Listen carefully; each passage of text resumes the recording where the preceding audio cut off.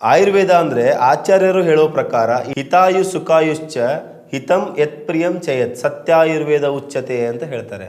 ಅಂದ್ರೆ ಯಾವುದು ಜೀವನಕ್ಕೆ ಹಿತಕರವೋ ಸುಖಕರವೋ ಒಳ್ಳೆಯದೋ ಯಾವುದರಿಂದ ಜ್ಞಾನ ಸಿಗುತ್ತೋ ಅದೇ ಆಯುರ್ವೇದ ಅಂತ.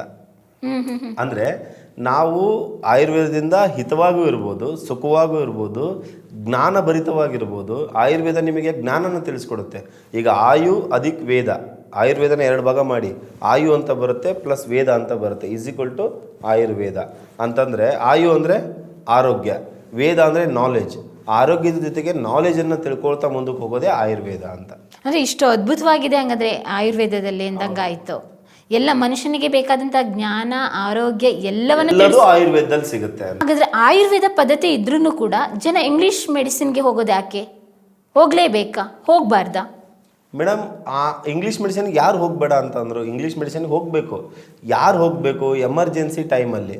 ಈಗ ಎಮರ್ಜೆನ್ಸಿ ಇದೆ ಸಿಚುವೇಷನ್ನಲ್ಲಿ ನಾವು ಅವಾಗ ಇಂಗ್ಲೀಷ್ ಮೆಡಿಸಿನ್ಗೆ ಹೋಗಲೇಬೇಕಾಗುತ್ತೆ. ನರ ಒಂದ್ರ ಮೇಲೆ ಒಂದು ತೊಡ್ರು ಹಾಕ್ಕೊಂಡ್ರೆ, ಎಲುಬು ಕಟ್ಟಾದರೆ ಆಯುರ್ವೇದದಲ್ಲಿ ಕ್ಲಿಯರ್ ಆಗುತ್ತೆ. But almost most of the time ಏನಾಗುತ್ತೆ ಅಂದರೆ ನಾವು ಇರೋ ಜಾಗದಲ್ಲಿ ಈ ಥರದ ವಿದ್ಯೆಗಳು ಇರ್ತಕ್ಕಂಥವ್ರು ಕಲ್ತಿರ್ತಕ್ಕಂಥವ್ರು ಸಿಗಲ್ಲ. ಸೊ ಆ ಟೈಮ್ನಲ್ಲಿ ಇಂಗ್ಲೀಷ್ ಮೆಡಿಸಿನ್ಗೆ ಹೋಗಬೇಕು. ಕೆಲವೊಂದು ಕಾಯಿಲೆಗಳಿಗೆ ಆಯುರ್ವೇದದಲ್ಲಿ ಟ್ರೀಟ್ಮೆಂಟ್ಗಳೇ ಇಲ್ಲ, ಕೆಲವೊಂದು ಕಾಯಿಲೆಗೆ ಇಂಗ್ಲೀಷ್ ಮೆಡಿಸಿನ್ ಟ್ರೀಟ್ಮೆಂಟ್ಗಳೇ ಇಲ್ಲ. ಉದಾಹರಣೆಗೆ ಡಯಾಬಿಟಿಕ್ ಬಂತು ಅಂದರೆ ಸಾಯೋ ತನಕ ಗುಳಿಗೆ ನುಂಗಬೇಕು, ಅಂದಮೇಲೆ ಅಲ್ಲಿ ಕ್ಯೂರ್ ಆಗಲ್ಲ. ಓಕೆ. ಆಮೇಲೆ ಸೋರಿಯಾಸಿಸ್ ಬಂತು ಅಂದರೆ ಸಾಯೋ ತನಕ ಮೆಡಿಸಿನ್ ತೊಗೋಬೇಕು, ಅಲ್ಲಿ ಕೂಡ ಕ್ಯೂರ್ ಆಗಲ್ಲ. ಡಯಾಬಿಟಿಸ್ ಬಂತು ಅಂದರೆ ಇಂಗ್ಲೀಷ್ ಮೆಡಿಸಿನಲ್ಲಿ ಕೊನೆ ತನಕ ಮೆಡಿಸಿನ್ ತೊಗೋಬೇಕು, ಅಂದರೆ ಕ್ಯೂರ್ ಆಗಲ್ಲ. ಓಕೆ. ಅದೇ ಸೋರಿಯಾಸಿಸ್ಗೆ ಅಲ್ಲಿ ಮೆಡಿಸಿನ್ಸೇ ಇಲ್ಲ, ಇರೋದನ್ನ ಏನು ಮಾಡಬೇಕು, ಮೇಂಟೈನ್ ಮಾಡ್ತಾ ಹೋಗಬೇಕಾಗತ್ತೆ. ಸೊ ಗ್ಯಾಂಗ್ರೀನ್ಗೆ ಇಲ್ಲ, ಕಾಲೇ ಕಟ್ ಮಾಡಬೇಕು ಅಂತ ಹೇಳ್ತಾರೆ. ಓಕೆ. ಕೆಲವೊಂದು ಸಣ್ಣ ಪುಟ್ಟ ಸಮಸ್ಯೆಗಳಿಗೆ ಅಲ್ಲಿ ಇಲ್ವೇ ಇಲ್ಲ ಮೆಡಿಸಿನ್ಸ್ಗಳು. ಸೊ ಅಂಥ ಟೈಮ್ನಲ್ಲಿ ಆಯುರ್ವೇದ ದಿ ಬೆಸ್ಟ್ ಅಂತ ಹೇಳ್ಬೋದು. ಜನಗಳ ಮೈಂಡ್ಸೆಟ್ ಹೇಗಿದೆ ಅಂತ ಹೇಳಿದ್ರೆ ಆಯುರ್ವೇದ ಅಂತ ಹೇಳಿದ್ರೆ ತುಂಬ ಕಠಿಣ, ಪಥ್ಯ ಇರಬೇಕು, ನಮ್ಮ ಕೆಲಸ ಸಾಧ್ಯನೇ ಇಲ್ಲಪ್ಪ ಅಂತ. ಹೌದಾ? ಆ ರೀತಿ ಇದೆಯಾ? ಆ ಥರ ಇಲ್ಲ ಮೇಡಮ್.